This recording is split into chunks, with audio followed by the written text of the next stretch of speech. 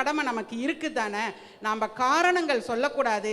காரியம் செய்பவர்கள் காரணம் சொல்ல மாட்டாங்க, காரணம் சொல்றவங்க காரியம் செய்ய மாட்டாங்க.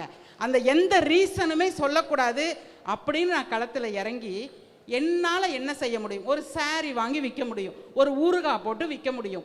ஒரு சின்ன சின்ன விஷயங்களில் தான் நான் என்னை ஈடுபடுத்திக்கிட்டேன். அப்படி ஈடுபடுத்திக்கிட்டு இருக்கிற சமயத்தில் என்னால் ஒரு ஆட்டோ ஃபீஸு, ஸ்கூல் ஃபீஸு இப்படி கட்டுறதுக்கு உதவியாக இருந்தது அந்த பணம்.